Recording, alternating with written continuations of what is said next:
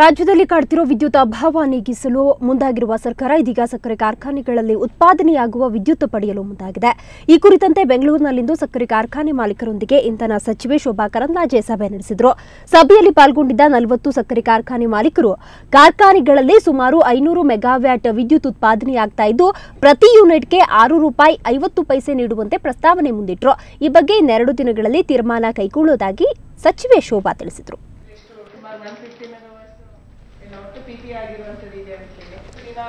ರಾಜ್ಯದಲ್ಲಿ ಕಾಡ್ತಾ ಇರುವ ವಿದ್ಯುತ್ ಅಭಾವವನ್ನು ನೀಗಿಸೋದಕ್ಕೆ ಮುಂದಾಗಿರ್ತಕ್ಕಂತಹ ಸರ್ಕಾರ ಇದೀಗ ಏನು ಸಕ್ಕರೆ ಕಾರ್ಖಾನೆಗಳಲ್ಲಿ ಉತ್ಪಾದನೆಯಾಗ್ತಕ್ಕಂತಹ ವಿದ್ಯುತ್ತನ್ನು ಪಡೆಯೋದಕ್ಕೆ ಮುಂದಾಗಿದೆ. ಈ ಕುರಿತಂತೆ ಬೆಂಗಳೂರಿನಲ್ಲಿಂದು ಸಕ್ಕರೆ ಕಾರ್ಖಾನೆ ಮಾಲೀಕರೊಂದಿಗೆ ಇಂಧನ ಸಚಿವೆ ಶೋಭಾ ಕರಂದ್ಲಾಜೆ ಸಭೆ ನಡೆಸಿದ್ರು. ಸಭೆಯಲ್ಲಿ ಪಾಲ್ಗೊಂಡಿದ್ದಂತಹ 40 ಸಕ್ಕರೆ ಕಾರ್ಖಾನೆಯ ಮಾಲೀಕರು ಕಾರ್ಖಾನೆಗಳಲ್ಲಿ ಸುಮಾರು 500 ಮೆಗಾವ್ಯಾಟ್ ವಿದ್ಯುತ್ ಉತ್ಪಾದನೆಯಾಗ್ತಾ ಇದ್ದು ಪ್ರತಿ ಯೂನಿಟ್ಗೆ ₹6.50 ನೀಡುವಂತೆ ಪ್ರಸ್ತಾವನೆಯನ್ನು ಕೂಡ ಮುಂದಿಟ್ಟಿದ್ದಾರೆ. ಈ ಬಗ್ಗೆ ಇನ್ನೆರಡು ದಿನಗಳಲ್ಲಿ ತೀರ್ಮಾನ ಕೈಗೊಳ್ಳುವುದಾಗಿ ಸಚಿವೆ ಶೋಭಾ ಕರಂದ್ಲಾಜೆ ತಿಳಿಸಿದ್ದಾರೆ. ಬನ್ನಿ ಬಗ್ಗೆ ಹೆಚ್ಚಿನ ಮಾಹಿತಿಯನ್ನು ಪಡೆಯೋಣ. ನಮ್ಮ ಪ್ರತಿನಿಧಿ ವೀರೇಂದ್ರ ಈಗ ದೂರವಾಣಿ ಸಂಪರ್ಕದಲ್ಲಿದ್ದಾರೆ. ವೀರೇಂದ್ರ, ಇದೀಗಾಗಲೇ ಏನು ವಿದ್ಯುತ್ನ ಅಭಾವ ಎಲ್ಲೆಲ್ಲೂ ಕಾಣ್ತಾ ಇದೆ, ಕರ್ನಾಟಕ ಕತ್ತಲಲ್ಲಿ ಮುಳುಗೋಗಿದೆ. ಈಗ ಒಂದು ಸಭೆ ನಡೆದಿದೆ, ಆ ಸಭೆಯ ಫಲಶ್ರುತಿ ಏನು ಅಂತ?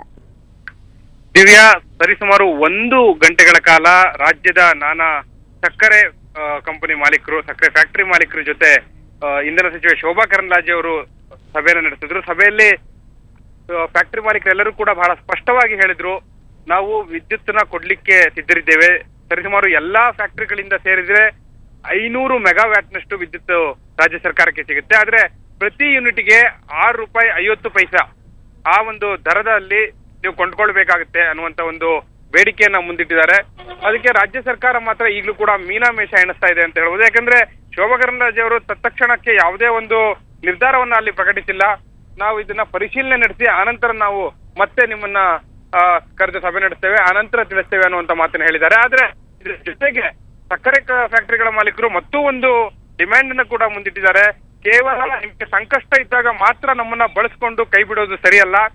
ಒಂದು ಒಪ್ಪಂದವನ್ನ ಮಾಡ್ಕೊಳ್ಳಿ, ಕನಿಷ್ಠ 1 ವರ್ಷ ಅಥವಾ 2 ವರ್ಷಕ್ಕೆ ಒಪ್ಪಂದವನ್ನ ಮಾಡ್ಕೊಳ್ಳಿ. ಇಲ್ಲಾಂದ್ರೆ ನಾವೀಗ ಇಂಡಿಯನ್ ಎನರ್ಜಿ ಎಕ್ಸ್ಚೇಂಜ್ಗೆ ಇದೇ ವಿದ್ಯುತ್ತನ್ನ ₹7.30 ದರಕ್ಕೆ ಕೊಡ್ತಾ ಇದ್ದೀವಿ.